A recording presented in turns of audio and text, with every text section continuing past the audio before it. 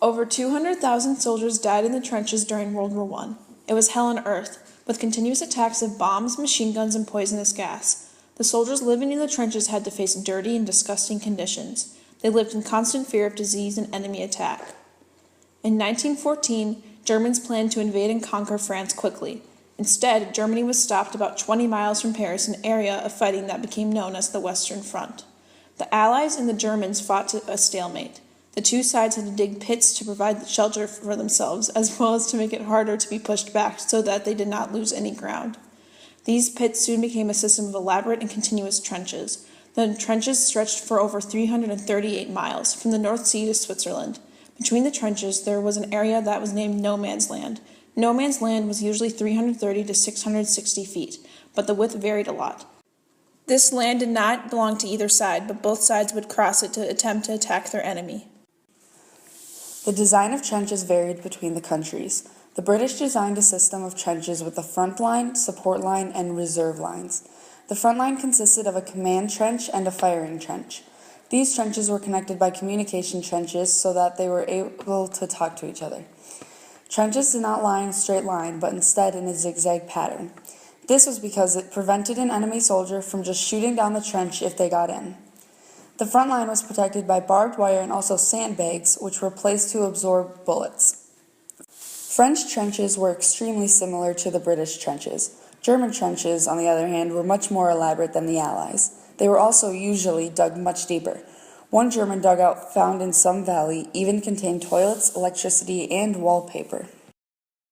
A very important weapon to the trench warfare were the machine guns. The machine guns could fire a continuous string of bullets. It was usually manned by a group of 6 to 10 men. Machine guns made it very hard for men to attack the trenches, as many of them were shot down before they completely crossed no man's land. The heavy artillery and their shells behind the trenches were what caused most casualties. They could pave the way for attacks that were performed on foot. The soldiers in the trenches had a terrible experience. They did not get very much sleep, and when they could, it was during the day. When they could sleep at night, it was usually for only an hour at a time. The soldiers were also constantly surrounded by death.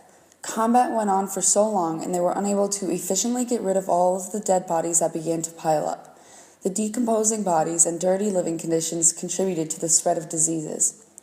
The repulsive conditions were found appealing by an enemy that was hated by both sides, the rat.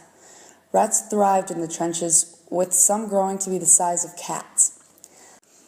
People in the trenches listened at night to the sounds of rats gnawing off the decomposing flesh of the bodies of their dead friends. Soldiers were pestered by other vermin as well, like lice, but none as bad as the rats. Many also fell victim to a condition called trench foot. Trench foot resulted from soldiers standing in the muddy water found at the bottom of the trenches for hours each day without the chance to remove their soaking boots. This usually resulted in gangrene, or the tissue dying in their feet from loss of blood, meaning that many had to have their feet amputated. The conditions that soldiers faced in the trenches were mental as well as physical. Many experienced a psychological trauma known as shell shock. Shell shock was very similar to post-traumatic stress disorder, but it was specifically a result of the bombs and possibly even more dramatic. In many cases, shell shock made people unable to properly function. Shell shock caused extreme tremors and could even impair the soldiers' hearing and sight. The first recruit seems actually to have gone insane. He butts his head against the wall like a goat. We must try tonight to make him up to rear. Meanwhile, we bind him, but so that in case of attack, he can be released. Eric Remarque, All Quiet on the Western Front, 1929. Trench warfare was immensely significant to the war.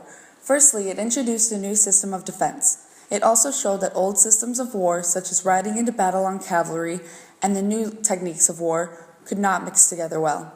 Trench warfare also prolonged the length of the war because the two sides were at a standstill and could not adequately fight each other.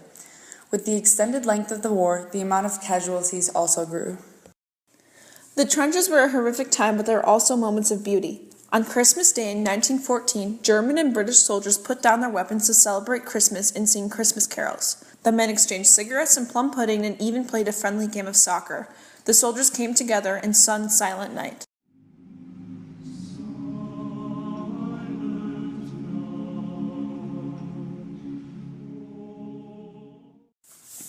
But the next day, people were back in the trenches and continued the war.